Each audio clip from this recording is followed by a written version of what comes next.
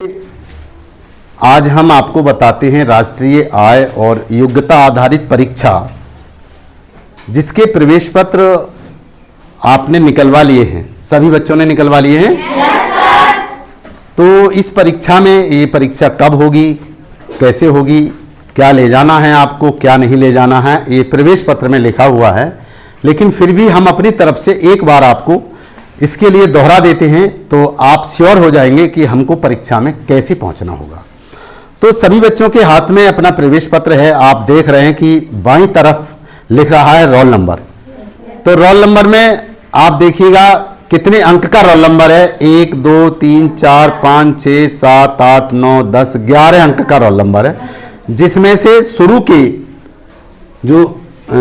के 7 अंक हैं वो सभी के एक जैसे हैं, है नहीं, 31 24 750। और लास्ट के जो 4 डिजिट हैं वो सबके अलग अलग हैं। ठीक, फिर आपको दाहिनी तरफ लिख रहा है रजिस्ट्रेशन नंबर। क्या लिख रहा है ये? Registration number. ये वो रजिस्ट्रेशन नंबर है जब आपने फॉर्म को अपना ऑनलाइन कराया था तो उस समय आपके आवेदन पत्र पर भी आया होगा। फिर आप देखिएगा लिख रहा है कैंडिडेट नाम। तो कैंडिडेट नाम आपके नाम की ये स्पेलिंग है। आपको वहां पर भी अगर नाम की स्पेलिंग लिखवाई जाए इंग्लिश में तो ऐसे ही लिखना है। फिर फादर नेम पड़ा हुआ है। फिर जो मुख्य बात है इसमें लिखी हुई है एग्जाम सेंटर। एग्जाम सेंटर का मतलब है परीक्षा केंद्र, जो आपको परीक्षा कहां देनी है। तो इसमें हमारे जो प्रवेश पत्र आपने निकलवाए हैं और मैंने सभी बच्चों के प्रवेश पत्र देखे भी हैं, तो मुझे ये लगा है कि आपके सेंटर 3 स्थान पर हैं, यानी राजकीय इंटर कॉलेज लहरावन में है, या हीरा देवी तोताराम कन्या इंटर कॉलेज बहजोई में है, या इंटरमीडिएट कॉलेज बहजोई में है। सही है, ये 3 स्थान हैं। लहरावन वालों को तो ये पास में ही है, लहरावन आपको मझोला से, और बहजोई में 2 विद्यालय हैं, तो वहां पर 2 जगह सेंटर पड़े हैं, ये आपको पता है।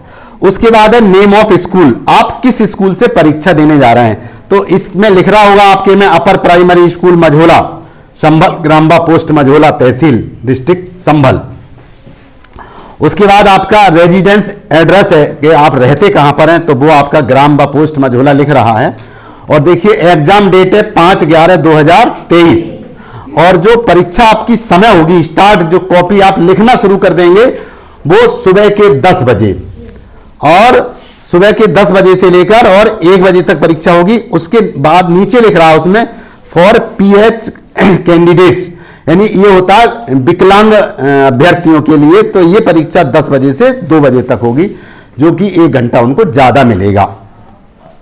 आप सब सही है, कोई आप में से विकलांग नहीं है, तो आपका जो परीक्षा होगी वो 10 से लेकर 1 तक होगी।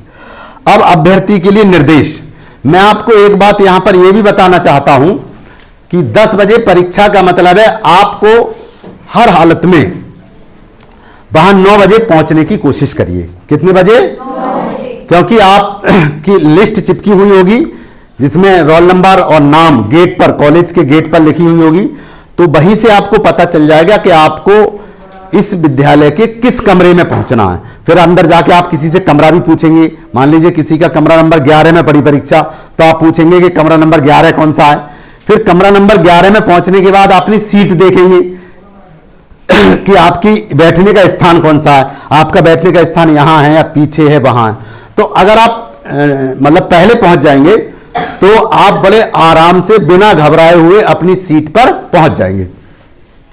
परीक्षा अगर 10 बजे शुरू होती है और आप 10 बजे ही पहुंचते हैं या 5 मिनट पहले, तो आप क्या होगा कि हड़बड़ा जाएंगे, हैं? आप सोचेंगे अरे कहां परीक्षा होगी, कैसे क्या। तो जो आपको याद है उसको आप पहले से भूल जाएंगे। तो मेरा यही कहना होगा आपसे कि आप समय से परीक्षा में पहुंचे।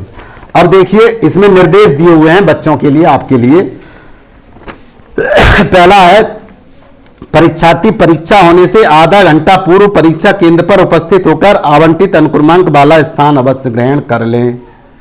आधा घंटा पहले अपनी उस सीट पर पहुंच जाएं। सही है, उससे पहले आपको पेपर है, आंसर शीट वगैरह है, कॉपी, ये चीज दी जाती है। तो कहने का मतलब 9 बजे आप वहां पहुंच जाएंगे, तब आपको आधा घंटे में वहां पहुंचने में लगेगा उस अपनी सीट पर बैठने के लिए। इसमें बिल्कुल भी लापरवाही ना दिखाएं। अगला पॉइंट नंबर 2 है कैलकुलेटर, गणितीय टेबल, अन्य किसी प्रकार का रेकनर परीक्षा कक्ष में ना लेकर जाएं। कोई भी कैलकुलेटर वगैरह है, मोबाइल वगैरह है, ये आप नहीं ले जा सकते हैं, निर्देश लिख दिया। अगला है परीक्षा 2 भागों में होगी। परीक्षा कितने भागों में होगी?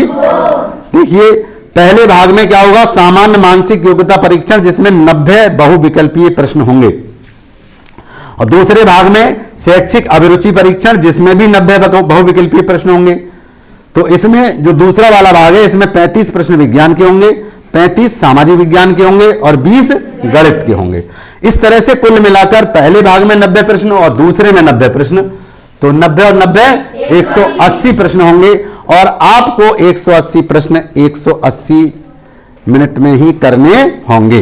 कितने मिनट में करने होंगे? 180। हाँ, प्रथम भाग के लिए 90 मिनट का समय निर्धारित है। शारीरिक रूप से चुनौतीग्रस्त अभ्यर्थियों के लिए 120 मिनट का समय है। देखिए, जो जिन्होंने विकलांग कोटे से फार्म डाला है, तो उनके लिए मान जाता है कि भाई ये थोड़ा सा परेशान है, देर में परीक्षा कर पाएंगे, ये उनके लिए है। आपको 90 प्रश्न पहले भाग के 90 मिनट में करने हैं, दूसरे भाग के भी 90 प्रश्न 90 मिनट में करने हैं। आगे की देखिए 5 नंबर क्या कहता है? प्रत्येक प्रश्न के लिए 1 अंक निर्धारित है, ऋणात्मक अंकन नहीं है। देखिए, प्रत्येक प्रश्न के लिए 1 अंक निर्धारित है, अर्थात समझ लीजिए आपके टोटल परीक्षा में 180 प्रश्न होंगे, समय आपको 180 मिनट का मिलेगा, नंबर भी आपके 180 होंगे। अब 180 में से आप कितने प्रश्न सही करते हैं, फिर कितने अंक प्राप्त करते हैं। जितने प्रश्न सही होंगे उतने अंक आपको प्राप्त होंगे। इन्होंने लिखा है कि ऋणात्मक अंकन नहीं है। ऋणात्मक का मतलब है कि अगर आपने किसी प्रश्न का गलत उत्तर दे भी दिया तो आपका घटाया